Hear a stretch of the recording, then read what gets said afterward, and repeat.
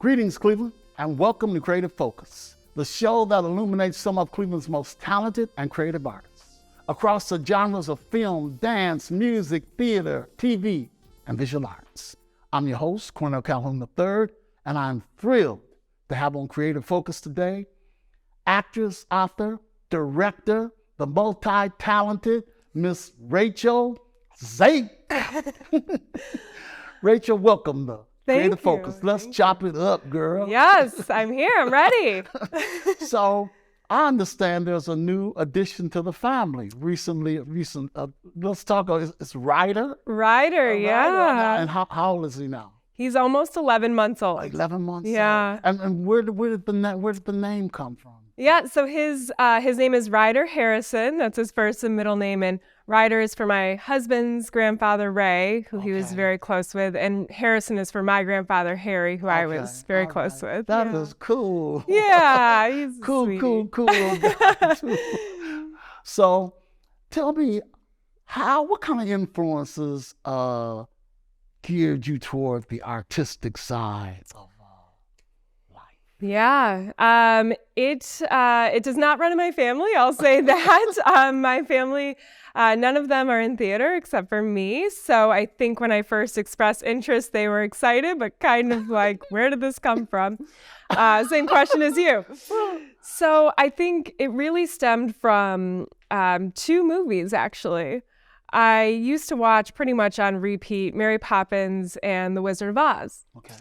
And I would, well, first of all, having red hair, I thought I could be Judy Garland. So I was like, I will be her. But I think just watching such fantastical films where they go into maybe dreams, maybe reality. We don't, that's your own decision to make at the end of each film, popping in and out of pictures, singing and dancing as they went along. I just thought, what a beautiful thing to create such fantasy and joy for people. And I thought I'd want to do that. I want to do that.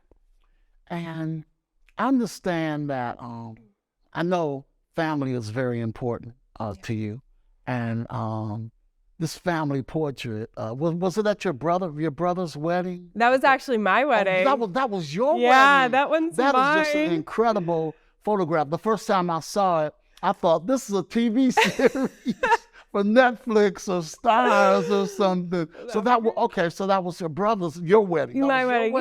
Yeah. Wow. When was that? How long have you been married? Yeah, so we got married in 2020, and then the reception when that picture from was 2021 because we couldn't have because of the pandemic. Right. Yeah. So we were able to get our family together in 2021, and we got that picture, which is really nice. Picture. Thank you. Yeah, it was nice. So you graduated from Hathaway Brown. I did, yes. Tell me, did you start in theater there, acting there, or no? No, I actually started at the Halle Theatre. Okay. So Hathaway Brown was incredible. It gave me a really amazing base for education and for standing up for women. And that, that can happen in the arts too. You need to advocate for yourself. And at HB, they really teach you to advocate for yourself. And it gave me a really strong base for everything that I do. But my theater background started at the Halle Theatre at the Mayfield JCC. Okay. And at that time, was Dorothy Silver there, or at that time? Yes. Yeah. She was the artistic director. So I didn't interact with her directly, but I was fortunate enough to benefit from the theater that she really made prominent in Cleveland. And it was my first experience being on a big stage like that. And it actually helped move me into professional theater at the Halle. Now, where's Halle located at? It was at the Mayfield JCC. It was torn down about 20 years ago or so, I'd say, unfortunately. But it holds a lot of memories for a lot of people in Cleveland, I think. Yeah, I mean, I've heard a lot about it. And, of course, Dorothy was like the Cleveland theater legend. She was also my mentor. Her husband, Dr. Reuben Silver, was my professor at Cleveland State. And then you went on to Boston University, right? I did. Did you do theater there? I did a bit, yes. And I actually... I focused on business for my major, so I didn't go to school for theater, but I continued doing theater at nights, weekends, things like that. And then I had the opportunity to study abroad in London, and I was able to see a lot of amazing theater there, opera, ballet, visit the Globe, and really get influenced by other cultures as well. You know, you are so multi-talented as an actress, as a playwright, a director.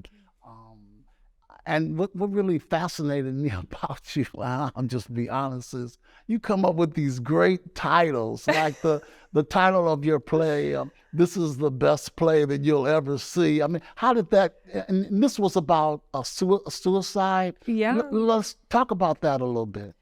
Sure. So, unfortunately, when I was in college, I had a dear friend commit suicide, and it was something that I struggled with for a long time. There was a lot of guilt around, should we have known? What could we have done? And I think that's a really normal response when a situation like this happens. And I sat with that for a really long time.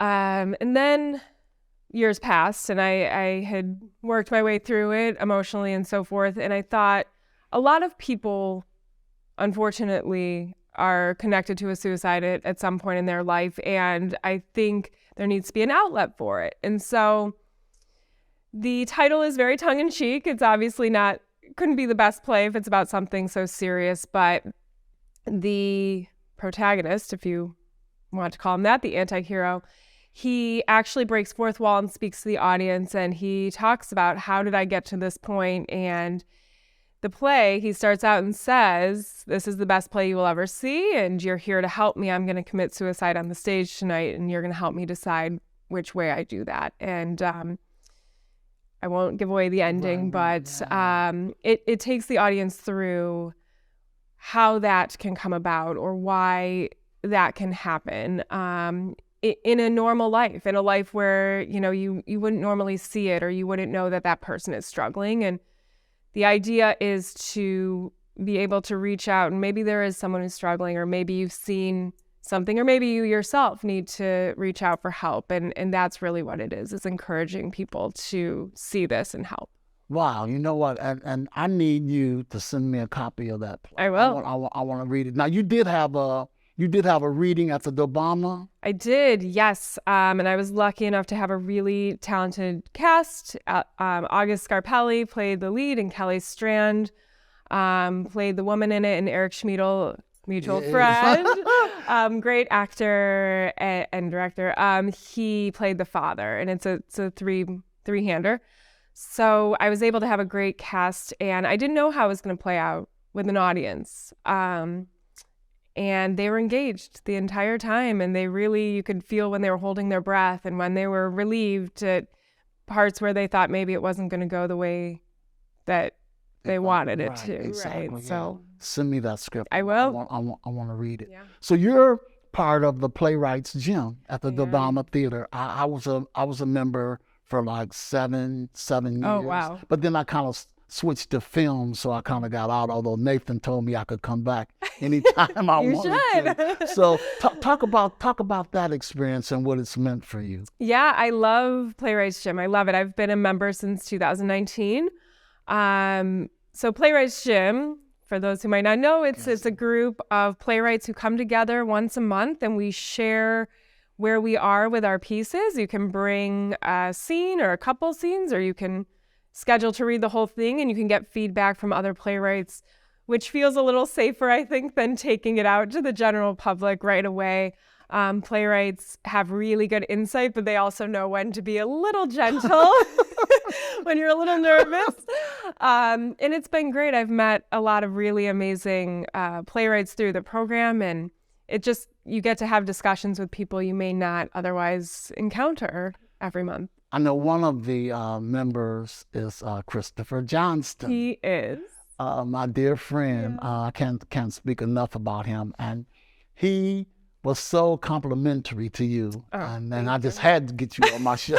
He said, you got to get Rachel on the show. And I just want to read something that he said about you. And for those who may not know, Christopher Johnston is a phenomenal journalist, playwright, director, and even a better human being. But Chris writes about Rachel. He says, she has strong dialogue, strong characters, good stories, and a strong sense of the dramatic, theatrical situations.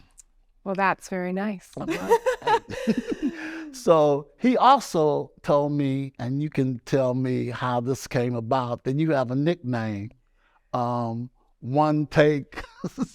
Yes, he does. I know that came about. It's so funny. So when I worked out in LA, when I was in Hollywood and I was doing more film than I'm doing now, that was my goal, was to get it in one take. And usually, sometimes it worked, sometimes it didn't. But I'm like, come on, one take, Zake, we can do it. One take, yeah, that's what he told me your nickname was. Yeah. So you performed in like Grey's Anatomy, Yeah.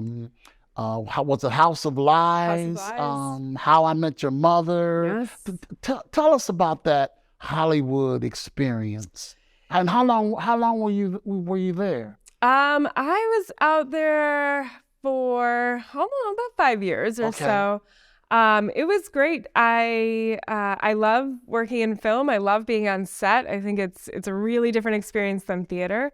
But I love the shows I worked on. Grey's Anatomy was a lot of fun. Oh, wow. The cast and crew were just incredible. I think they'd been together so long. It really felt like family, and they welcomed everyone in equally. And it was great. And House of Lies was really incredible. So I had worked on a number of Funny or Die videos, which is sketch comedy you can find on YouTube. And I had worked on one with Don Cheadle, the great Don Cheadle. Yes. And we were in a scene together, just the two of us, for a Funny or Die piece. And he actually gave me a little bit of acting advice for the camera. He said, turn this way, they'll catch you better. And I said, thank you so much, Mr. Cheadle. So then I went to work on House of Lies, and I went over to talk to him, and one of the crew members who's supposed to protect, him was like, you can't talk to him. And he's like, no, that's my friend from Funny or Die. And so House of Lies was incredible. Yeah, Don Cheadle's he's so kind and interesting, and all the actors on that show are such professionals, and it's beautiful to work with professionals who you can really learn from.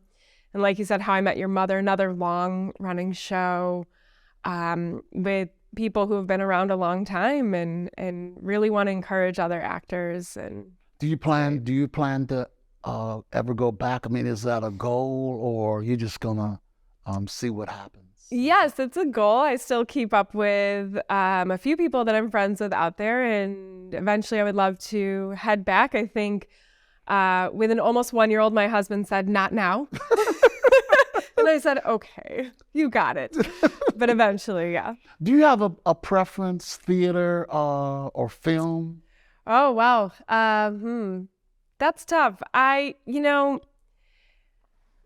The thing behind art, whether it's a painting, this beautiful painting here behind me, or dance or opera or theater or film, is to connect with people. And I think that there are ways to do that through film. And I think there are ways to do that through theater. Theater is my first love. I love having an audience there and having that immediate reaction and interaction, and getting to see the audience after, or doing a talk back in a theater and hearing what their feelings were, what you evoked throughout the performance. And film, you don't really know. You put it out there and you hope. And I think film is a lot of fun. And I think there are pieces that can work really well. I think right now we're really inundated with a lot of choices for film and TV, which is nice, but it's also a little hard to find the thing you can really connect with. And theater is so immediate, which is really, really nice. You mentioned the artwork, and that the artwork is Mia Jones. Oh, yeah, the Mia Jones, who's an actress, a director. Yeah. And so she is my resident artist here. Oh, well, it's beautiful. Yeah, she does a fabulous job. So do you have any like memorable roles that, something, a part, a character that was just made for Rachel Z? Oh, let's see. And then I got a follow-up question to ask you too about that. Oh boy. Okay. Well, let me see. I think a favorite role was Pony Jones in The Realistic Joneses. It's Will Eno's piece. I was in that at Dobama. Okay. I don't know if it's quite made for me. I hope I shouldn't say that. It's almost ditzy role. I may have just said something wrong here, but we'll go with it. No, I loved it. I loved it because Pony is seemingly very surface, and there isn't a lot to her. And then throughout the show, you get a little bit more, and you start to see that maybe that's a cover for something else. So I think probably in my younger days, 20s, when you're trying to feel your way out, I think that especially in being out in Hollywood, you do tend to get some sort of exterior shell to protect yourself. There's a lot of rejection, as you know, when you go through this industry. So, but it was a great piece. Yeah, that is a great piece because I got a lot of pictures from that. Oh, did you? Yeah, it's a lot of fun. So, tell me, what do you enjoy most about performing? Oh, well, before you get to the performance, I love the process. I really do. I love coming together with a new cast, maybe someone you've worked with before, people you haven't. And either way, it's a new show and you have to learn to interact in a different way. And I think that I love meeting new people, and you meet so many people in theater, but more so, I think it's really creating that peace with other people and finding the truth in it and finding where this is a real piece for people who can connect to it, that you can bring to life for them. So the performance is great. The applause is amazing, as we all know. Let's not deny it. But, the process is really, it's what gets you there. You couldn't have a great opening night if you didn't go through it. And that's the best part for me. I always learn something about myself every time. Okay. So we want to learn something about you. Let's take a look at Rachel's acting reel. You'll be fascinated.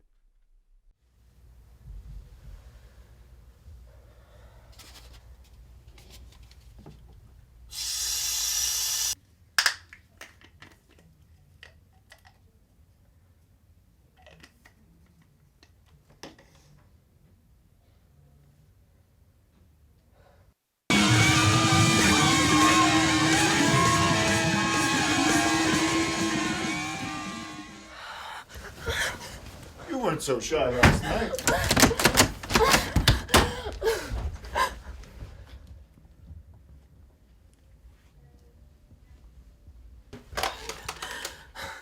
Room service? It's working. He's not leaving. Command Z. Command Z. What color pill did you take? Red. It's on the left. Sounds like you're in a reconstruct, not a command. What? What does that even mean?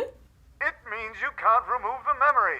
To change your life's events, you have to rework them. No. Hun?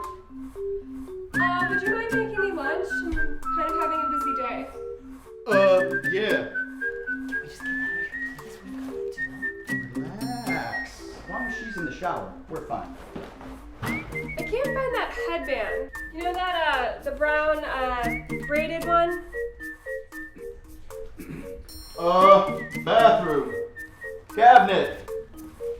It's not here. I don't see it. I got it. I must have dropped it there. Your voice is sounding kind of raspy.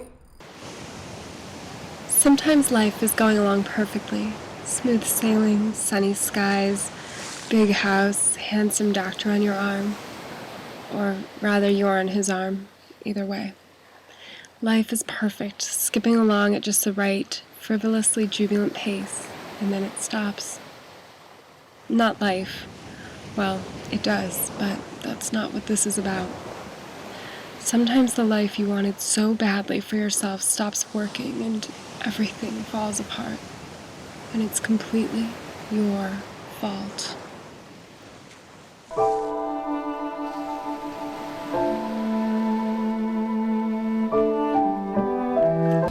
David, can you you come here? Can't you see I'm talking here? We're getting the bar soon, come on. What is that, like code from jealous my girlfriend's talking to someone? See, this is why I hate going out with you, because you act like such a whore. What did you just say to me? I didn't say anything. Okay, how about for tonight we're on a break? How about that? Awesome, let's do it. I love it. Great. Fine, if you want to See ya. react. Whatever. So hey, I got a question for you. Yeah. Are you a review person? When you're in plays, are you up at 7 o'clock in the morning to watch the internet and look at reviews or not? No, I actually don't. I don't. I will usually read them afterwards. I don't. I read one once. I thought it got in my head. Excuse me, and I thought I can't do that again. So good or bad? I mean, the good, I don't want to relax on the performance either because I thought it was it was great. That's a good point. But like when I was at Cleveland State with the Silvers, I mean, we would be up because back then it was just the newspaper. Right. You know, we didn't have the social media stuff. So the whole thing was like on opening night, we do the show at the old Cleveland State Factory Theater that's torn down now. It was on 24th, off of 24th and Chester. And up at 6 o'clock in the morning, waiting for the paper to look at the review, you know. But then later on, and you make a excellent point. If you get a good review, then you know you can rest on your laurels. Right. If you get a bad review, it can mess up your head. Now, I never really got a bad review. I had reviews where I didn't get mentioned. Yeah. And I wasn't too happy about that. But it can really get in your head. Right. I mean, I've had people who've had bad reviews, and then the whole rest of their run is off because you know they're thinking, hey, you know, that a reviewer, one person, right, didn't like your performance. So I really like your you know, your take on that. You know, what about a dream character? If you could play anyone, I mean, or is there a character that you envision that you're waiting for some director to call you and say, hey, this is the part for you? Is there anything that you can think of? Let's see. Probably, I would say Maureen in Rent. Okay. That's been a big one. That came out in the mid-90s, and I saw it when it came and traveled to Cleveland, and I was just so enamored of the multicultural cast and the discussion of tough issues. You know, in the 90s, it wasn't as prevalent. We were seeing other things. So I think Maureen in Rent, even though it's been a while since it came out, is such a great piece. And then the other, if I could be a real person, Hedy Lamarr, actually. Hedy Lamarr. Yeah, star of golden age cinema, but also really brilliant. She created essentially the initial GPS, and she was able to disrupt some of the communications on the Nazi and Germany side during World War II, and that was so fascinating to me. So. What do you feel is the biggest challenge as a performer in your eyes for you? Yeah, I think that the first read-through is a huge challenge. It's the most nerve-wracking because you're coming into it and you may not know the rest of the cast, you may not even know the director too well, and it's the time where you can make the most mistakes and it really feels so off, and you walk out and think, oh my gosh, is this going to be right? Am I going to get there? And of course, you have to trust the process, as I said, but that first read-through is always tough for me. I always think, oh God, I didn't do that right, or that didn't sound great. You know, I walk out really unsure of things until we get into the rehearsals, so. What's your process for learning lines? Because I know a lot of people have all kind of ways that they learn lines. Me, I take my first line in the show and go all the way to the end, and I can go every line until I get to the end. And then normally when I'm in a play or a film, I don't listen to the radio. Like if I'm driving, I'm going over my lines. If I'm in the shower, I'm going over my lines. I take every opportunity to run my lines. So and I also use the recorder, where you record the entire play without your lines, and you leave a little time in there so you can sit. What's your process? What process works for you best? Well, I'm with you. I do a lot of repetition. Repetition. I go over it in the shower. I go over it in the car, like you said. I just run it until I can't run it anymore, until it's word perfect. And then I keep running between shows. So if we are done on Sunday, we don't have another till Thursday. Every single day between, I'm running. See, you're a girl after my heart. 'Cause I know actors who don't. I mean, when, like say Karamu runs Thursday, Friday, Saturday, Sunday, then Monday, Tuesday, Wednesday, they don't even look at their script. And I'm like, how can you? I wouldn't feel comfortable doing that. I'm not saying you can't. Because everybody works, their own way. But me, I wouldn't feel comfortable not looking at my script until that next Thursday, I just asked the process. So we're going to take a look at Rachel in The Bloodless Jungle, a play written by Peter Lawson Jones. Let's take a look. Come on in. See me? I thought you were done with me. You made a post-mortem on a election night. What's this, the post-mortem to the post-mortem? Really do have a genuine knack for modesty. No, there's still a lot of interest in you and your political future. After all, you did nearly unseat a 20-year veteran in a bad year for Democratic candidates. You gave Congresswoman Malloy the scare of her political life, and they outspent you by almost $3 million. And only beat you by a few percentage points. That's pretty impressive. Well, you know what they say about clothes. Horseshoes and hand grenades, sure. But seriously, will you take her on in 2 years? It's a presidential election year, and with the president seeking a second term, Democratic candidates should have a favorable tailwind. Ms. Larkin, you were looking at a soon-to-be unemployed former state senator. Now, Cynthia is very understanding. But she doesn't want to head out to work every morning while I lounge back at home with my pajamas on. So please tell your readers, have law license, will practice. So no politics. Can't give you a definitive answer to that, but I can tell you I lost a race, not my voice. There's certainly plenty going on all around us. Everybody needs to be heard about it. Speaking of which, there's one last matter I'd like to ask you about. Any comment on the victims withdrawing her complaint against J.J. Styles and admitting that it wasn't him who assaulted her? I know it's too late for the campaign, but if we can get No, Miss Larkin, it's too late for J.J. If you have to write something, write this. J.J. was a lifelong friend of mine who at a very early age committed a horrible act for which he paid the price. He did not deserve to pay the price for a crime he didn't commit. We say we believe in second chances. Well, JJ had earned and deserved his. He did not deserve to die on the cold, hard cement floor of the local county jail.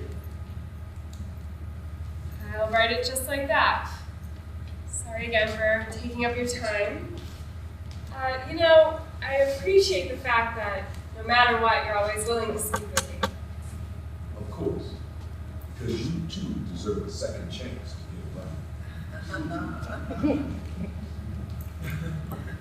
You're not coming inside? Laura.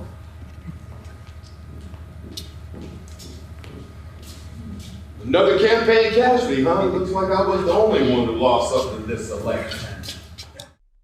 How was that experience? That was great. I had not met Peter before that, and Chris was the director. Right. Okay. Oh, I didn't realize Chris directed that. Yeah, okay. and it was a hard one part. I will say. I think our dear friend Chris, brought me in for like 6 auditions. And I'm gonna have to talk to Chris. Yeah, to talk to him about that.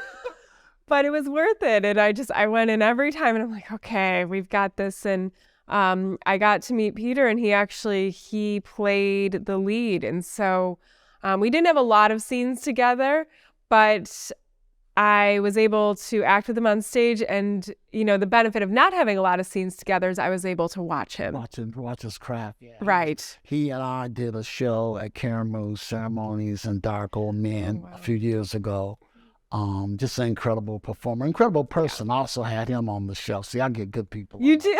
So he was quite a performer and quite a guy, really, And I remember that show, but for some reason I didn't realize that Chris had actually directed it. Yeah, it was great. And actually, Mia was our stage manager. Oh, Mia was the stage manager. Okay, all kinds of connections. Okay, so I wanted to ask you a question. I went on your social media and I saw this incredible quote, and I wanted to ask you about it. It says, why sometimes I believe as many as 6 impossible things before breakfast, from Alice in Wonderland. What prompted you what struck you? What resonated with you on that quote? I think it's such a great quote from such an appropriate source. I love Alice in Wonderland. Again, probably for the same reasons as Mary Poppins and The Wizard of Oz. It's someone's mind created this land that is so fantastic. And Alice is a character who grows throughout the book, who really starts out very innocent and turns that around as she has to, as she's forced to through a number of situations. But the thing I love about Alice and about the story is the wonderment, is the idea that as children, we think of impossible things. We come up with ideas that we don't know if we can pursue. And I think as we get older, a lot of people lose that and they say, no, I need to focus on a job, or that's not a normal path. And I think as artists, you make the choice to choose a path that's not the norm. You make a choice to say, I'm going to create art, as difficult as that may be at times, as low paying as it may be at times, as we know. But really the idea is keep that wonder and think of the impossible things, because without those, there aren't very many movies, plays, pictures. And I think that having the impossible thoughts and giving yourself license to pursue them, whether it's through writing or any other media, it's so important. We wouldn't have the freedom that we give audiences and the ability to engage in imagination if we let that go. So it's a reminder to myself, Do you have a preference in terms of writing plays, nonfiction, fiction? Doesn't matter. Your titles are just so incredible. Pants Off, Dance Off, right. The Nomad Diaries. I just love your titles. Thank you. I'm not gonna have to steal some. Yeah, right. I know. I don't know. Well, Pants Off, Dance Off, A Gentleman's Guide. That came out of real life experiences. That came out of a lot of dating. My husband's not in there. I should say that. He was a very good guy to date and marry. But it came out of a lot of bad experiences, and I thought maybe these guys just don't know what's going on. Like maybe they need a little help. Let's advise them. So you decided to pull out a guide for them. Yeah, Okay. here you go, man. Let's turn it up here. So I love writing nonfiction, but in my plays, I prefer fiction. I do. I like to explore it with the characters and let the characters drive where we're going throughout the story. And talk about your directing skills. Let's talk about your. So what is it about directing? Because as I've gotten older, I much rather write and direct than perform. Usually the only time I perform is it's August Wilson, like in September of 2021. We did Ma Rainey at Caramel. I played the band leader Cutler. But insofar as acting, I just don't have that drive anymore. But in terms of you, because you're still a young person, does it matter? I mean, what do you get out of directing a play? As opposed to performing in it. Right. I love directing. I come at it as an actor. I've been acting for over 30 years, so I always come at the process from an actor's point of view. But what I really love about directing is seeing it from the bird's eye. So you have to look at every single thing. You need to work with a production company or theater. You have to bring on a great crew, and you have to have a great cast. So I think that bringing all these things together and working with all different types of people who create this one outcome, this one play and piece for an audience, it's so much fun. I love crew members. I think they have totally different personalities from actors, and I love working with them and seeing their ideas on sound or lighting, and working with them, and then working with the actors to say, what's your idea about this scene? It's really giving everyone the freedom to be creative and overseeing the whole picture. And I think it's a lot of fun. Okay. What's next for you? What can we expect? Whoa. Rachel Z. We've got a couple things. Coming. So the first is I am in People, Places, and Things at Playhouse Square this summer. I have to come check you out. Yes, please do. It's 2 weekends here in the summer, and directed by Sean Derry, who I've not worked with in a number of years, and I'm really, really looking forward to working with him. Starting rehearsals this month. Oh, wow. Yeah. Okay. So I got you at the right time. Yeah, we're getting started in a couple You've been weeks. telling me you couldn't come. I know. I'd be like, oh, I'm so stressed. No, it's going to be great. Again, a play about addiction, so really important piece to be doing today in these times. And then I have a writing piece I can't quite talk about yet, but it will, it's a piece I've been commissioned to write that will be on stage at this time next year. Oh, congratulations. Thank you. Now, do you think you'll ever be able to get the best play that you'll ever see produced? Are you working on that? Or? Yes, I hope so. I am currently shopping it in New York and Chicago and then around Cleveland. So I'm hoping that we get some traction with that. The reading at Dobama and the audience who came and the actors who performed, they really brought to life what needs to be fixed and what we can move forward with so that we can get it to production. I really hope to, of course, personally, but really overall, as I said, the suicide rates have gone up since the pandemic, and it's really important to me that we talk about this and it's not hush-hush, and that we can have a dialogue and a discourse around it. So. Yeah, I look forward to it. Don't Thank forget you. to send me that script. I will. My email. Otherwise, I might have Chris come looking. Oh, God, please don't. And Chris will be persistent. I know.